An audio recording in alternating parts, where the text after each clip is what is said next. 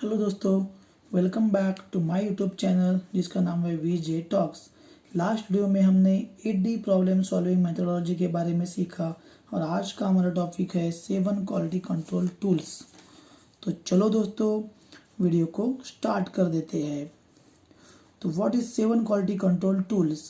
These tools are related to numeric data. This tool can use any average person. This tool is used to solve any kinds of problem in a factory or elsewhere. 7 quality control tools के फायदे क्या क्या है? तो अगर आप six sigma का implementation कर रहे हो तो ये 7 क्वालिटी कंट्रोल टूल्स का हमें बहुत फ़ायदा हो सकता है। उसके बाद डिफेक्ट को रिड्यूस करके हम क्वालिटी को इम्प्रूव कर सकते हैं, वेरिएशन को रिड्यूस करके हम प्रोडक्टिविटी को इम्प्रूव कर सकते हैं, साइकिल टाइम रिड्यूस कर सकते हैं। इससे टीम वर्क हमारा इम्प्रूव हो सकता है, कॉमन अंडरस्टैंडिंग फैक्टर और ब्रेन स्टॉर्मिंग के रिलेशनशिप को भी हम इम्प्रूव कर सकते हैं।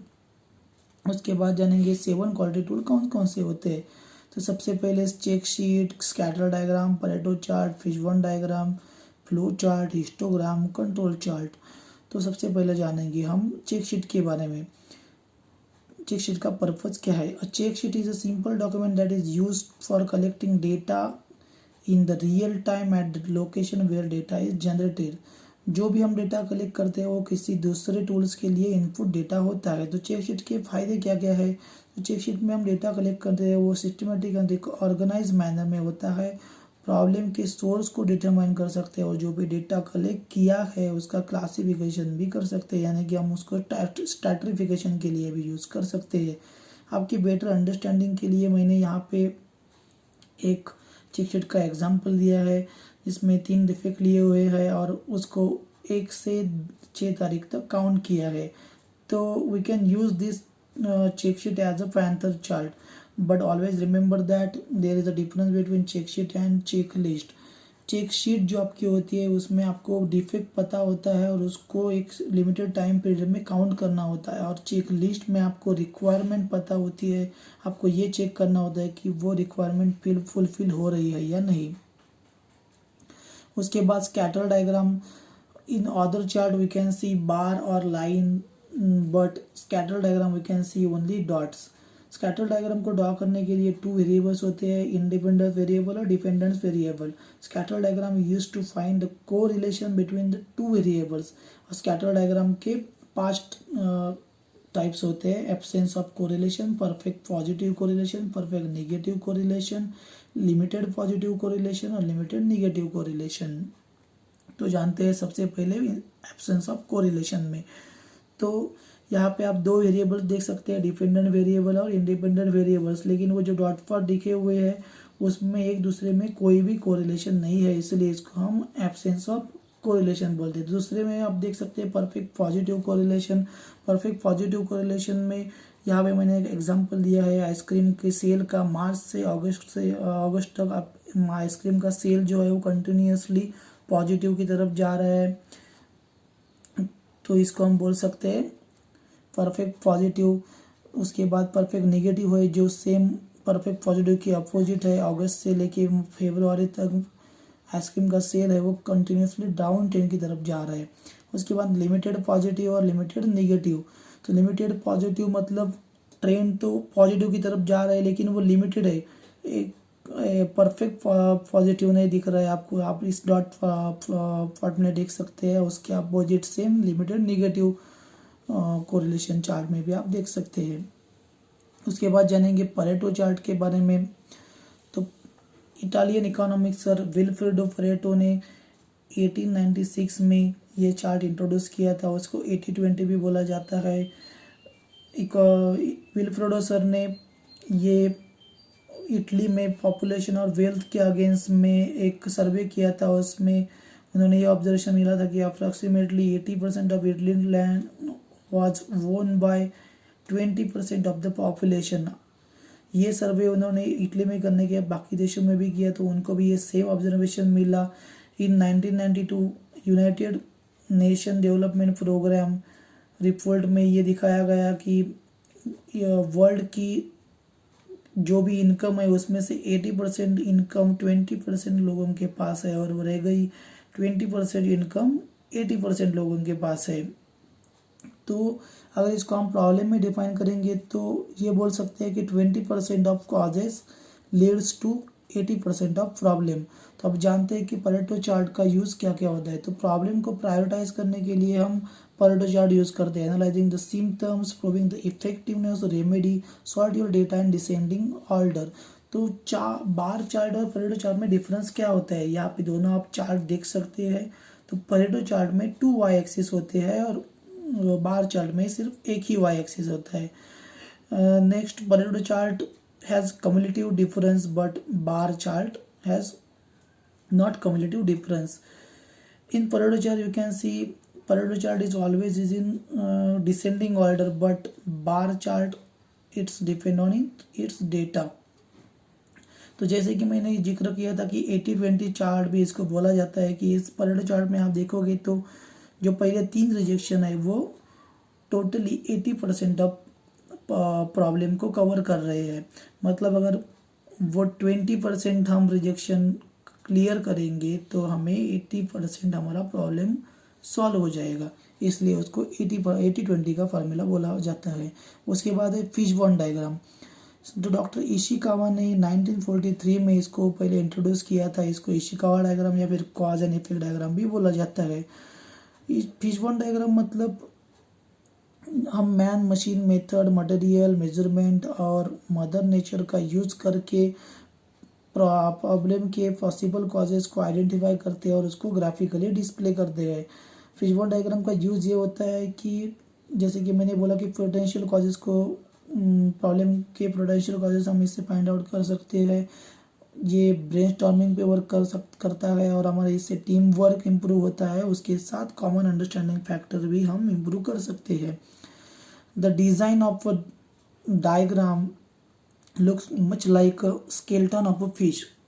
जो डिज़ाइन है फिशबोन डायग्राम की वो फिश के स्केलेटन के जैसे दिखती है। आपकी बेटर अंडरस्टैंडिंग के लिए मैंने एक एग्जांपल बनाया है जिसमें डिफेक्ट है कि M5 हार्डवेयर थ्रेडिंग डैमेज। मतलब किसी मेटिंग पार्ट में M5 का हार्डवेयर कनेक्ट किया जा रहा था, तब वो हार्डवेयर स्लिप हो गए। इसको हमने मैन में देखेंगे, जो जहाँ पे काम कर रहा था वो ऑपरेटर अनस्किल्ड हो सकता है, operator using wrong method. Then machine में अगर जो हार्डवेयर टाइट करने के लिए गन यूज कर रहे हैं उसका स्पीड है वो मोर देन रिक्वायर्ड है। उसके बाद हाई टॉर्क गन यूज कर रहे हैं। मेथड में अगर देखेंगे कि रॉन्ग मेथड डिफाइन किया गया है, प्रोसेस का सीक्वेंस गलत है। मेजरमेंट में अब देखेंगे कि मेजरमेंट सिस्टम जो यूज़ कर रहे हैं वही गलत है, या फिर जो टॉर्क रेंज यूज़ कर रहे हैं वो कैलिब्रेटेड नहीं है। मटेरियल में हम देखेंगे कि जो हार्डवेयर हम जिसको टाइट करने के लिए यूज़ कर रहे हैं वो हार्डवेयर सप्लायर से ही उसका थ्रेडिंग खराब आया है, या फिर जो मेटिंग पार्ट में हार्डवेयर टाइट कर रहे हैं वो मेटिंग पार्ट का हार्डनेस ज़्यादा है, मेटिंग पार्ट की थ्रेडिंग ओके नहीं हो सकती है। मदर नेचर में हम देख सकते हैं कि ये हार्डवेयर 2-3 महीने से पड़े हुए थे इसलिए उसको रस्ट आ गए हैं। तो मैंने यहाँ पे सिर्फ दो प्रोबेबल कॉजेज आइडेंटिफाई किए हैं। अगर आप एक्चुअल में ये कर रहे हैं तो आपको बहुत सारे प्रोबेबल कॉजेज मिल सकते हैं। उसके बाद है फ्लो चार्ट। फ्लो चार्ट यानी कि एक ग्राफिकल रिप्रेजेंटेशन होता है जो हमारे प्रोसेस के स्टेप्स का। उसका पर्पज़ ये होता है कि it is used to understand the sequence of operation with the help of various types of box shapes connecting it with arrows. ये एक विजुअल रिप्रेजेंटेशन भी देता है प्रोसेस का, और इस प्रोसेस को क्विकली एनालाइज करने के लिए हम इसका यूज़ कर सकते हैं। फ्लो चार्ट निकालने के लिए कुछ सिंबल का यूज़ किया जाता है, जैसे कि आप पहले राउंड में देख सकते हैं कि स्टार्ट एंड का सिंबल है, उसके बाद फ्लो लाइन का सिंबल है, उसके बाद प्रोसेस का सिंबल ये है, उसको हम यूज़ करके फ्लो चार्ट निकाल सकते हैं। ये और सारे सिंबल्स दिए हुए हैं, इसका हम फ्लो चार्ट में यूज़ कर सकते हैं। यहाँ पे एक सैंपल के लिए मैंने फ्लो चार्ट निकाला हुआ है, जैसे कि स्टार्ट के लिए राउंड वाला सिंबल दिया हुआ है। अगर 2 प्रोसेस को जोड़ना है तो फ्लो लाइन का सेकंड हमने ये इस्तेमाल किया है। तीसरा जो है वो डिसीजन है। अगर यहाँ पे हमने जो एग्जांपल दिया है वो हेल्प प्रोग्राम का दिया है। अबव एज 40 एज के ऊपर के लोग हो तो ही इसको प्रोग्राम को ले सकते हैं, इसलिए वहाँ पे डिसीजन का मैटर आया तो इसलिए डिसीजन बॉक्स डाला है। उसके बाद अगर 40 एज के ऊपर है तो यहाँ पे एक प्री डिफाइंड प्रोसेस दिया हुआ है कि आपको रिस्क असेसमेंट हेल्थ चेकअप करना है, इसलिए यहाँ पे प्री डिफाइंड प्रोसेस का सिंबल है। लास्ट में एक देख सकते हैं आपके डिले 5 ईयर्स लिखा हुआ है, तो डिले का सिंबल यहाँ पे हमने दिया है और प्रोसेस को एंड करने के लिए फिर से एक राउंड का सिंबल दिया है। तो इस टाइप के सिंबल यूज करके आप फ्लो चार्ट निकाल सकते हैं। उसके बाद है histogram. Histogram helps to summarise the data from process that has been collected over the time period. Histogram is also used to plotting the shape of distribution and comparing it with specification. और histogram को निकालने के लिए हमें कम से कम 30 data point का ज़रूरत है और 100 डेटा पॉइंट्स हमारे पास है तो वो ऑलवेज प्रेफरेबल भी होगा। यहाँ पे आप फोटो में देख सकते हैं 2 हिस्टोग्राम मैंने आप सैंपल के लिए निकाले हुए हैं। पहले जो है वो नॉर्मल डिस्ट्रीब्यूशन है और दूसरा है वो आउट ऑफ कंट्रोल गया है। तो पहले में अगर देखेंगे तो हमारा लोअर कंट्रोल लिमिट समझो 0 है, अपर कंट्रोल लिमिट समझो 150 है। तो हमारे डेटा पॉइंट जो है वो मैक्सिमम 60 to 80 के बीच में है, तो हमारा प्रोसेस इज इन सेंटर में है और हमारा एक भी data point out of control नहीं गया हुआ है। तो दूसरे चार्ट में आप देख सकते हैं कि जो हमारा लोअर चार्ट है वो टोटली लोअर कंट्रोल लिमिट के बाहर गया हुआ है, इसलिए हम उसको आउट ऑफ कंट्रोल लिमिट बोल सकते हैं। उसके बाद है कंट्रोल चार्ट।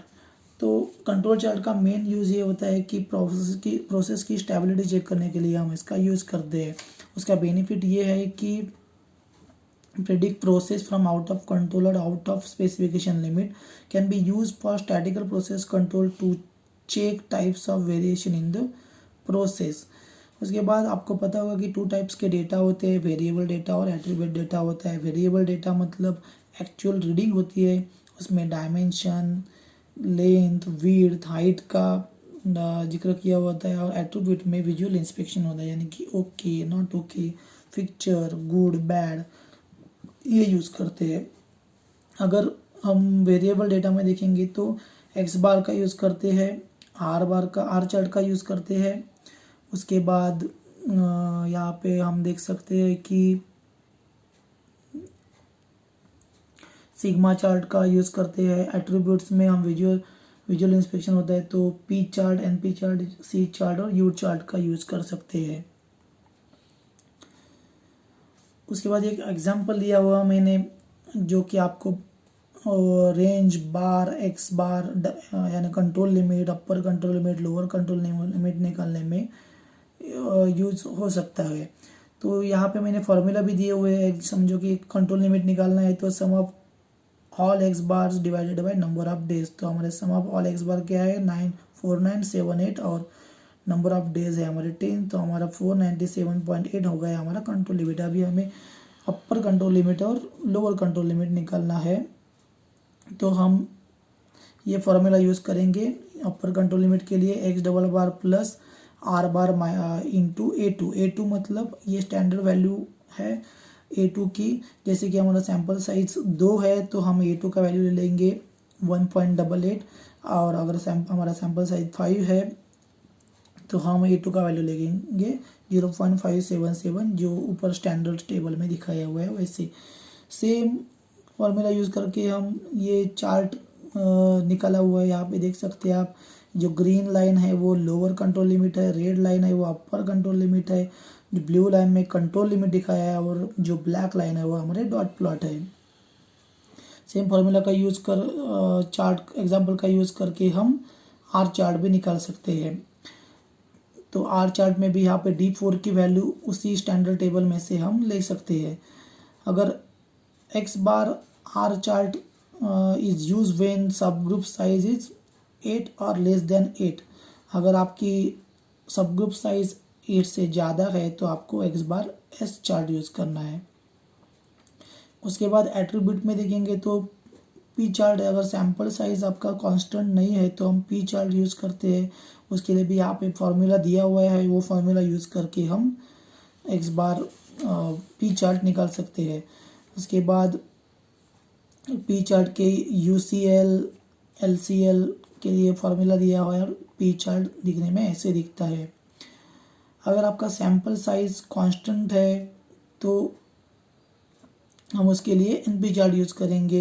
यहाँ पे आप देख सकते हैं कंट्रोल लिमिट का फॉर्मूला है, अपर कंट्रोल लिमिट का फॉर्मूला है, यहाँ पे ऑल्सो लोअर कंट्रोल लिमिट का फॉर्मूला है। फॉर्मूला में वैल्यूज़ डाल के आप कंट्रोल लिमिट्स निकाल के ये चार्ट निकाल सकते हैं। बाकी के चार्ट भी सेम फॉर्मूला का यूज़ करके हम निकाल सकते हैं। तो दोस्तों हमने वीडियो में सीखा कि 7 क्वालिटी कंट्रोल टूल्स क्या होता है। सबसे पहले हमने सीखा चेकशीट के बारे में। चेकशीट का मतलब है कि हमें डेटा को काउंट करने, लिमिटेड पीरियड में काउंट करने के लिए हम चेकशीट का यूज़ करते हैं। स्कैटर डायग्राम हम दो वेरिएबल्स का कोरिलेशन फाइंड आउट करने के लिए यूज़ करते हैं। परेटो चार्ट यानी प्रॉब्लम को प्रायोरिटाइज करने के लिए हम परेटो चार्ट यूज़ करते हैं, उसको 80-20 भी बोला जाता है। फिशबोन डायग्राम में हम man, machine, method, material, measurement और मदर नेचर का यूज़ करके प्रोबेबल कॉजेज़ को फाइंड आउट करने के लिए हम फिशबोन डायग्राम यूज़ करते हैं। फ्लो चार्ट में हम प्रोसेस के सीक्वेंस को अंडरस्टैंडिंग करने के लिए हम फ्लो चार्ट यूज़ करते हैं। और हिस्टोग्राम हम डॉट प्लॉट का डिस्ट्रीब्यूशन शेप जानने के लिए और उसको स्पेसिफिकेशन लिमिट के साथ कंपैरिजन करने के लिए हम हिस्टोग्राम का यूज़ करते हैं। और कंट्रोल चार्ट प्रोसेस की स्टेबिलिटी चेक करने के लिए हम यूज़ करते हैं। तो दोस्तों होप ये आपको वीडियो पसंद आया होगा। अगर पसंद आया तो ज़्यादा से ज़्यादा लाइक करो, शेयर करो। अगर आपने मेरे चैनल को सब्सक्राइब नहीं किया है तो सब्सक्राइब करो। फिर मिलते हैं एक नए वीडियो के साथ, तब तक के लिए बाय बाय।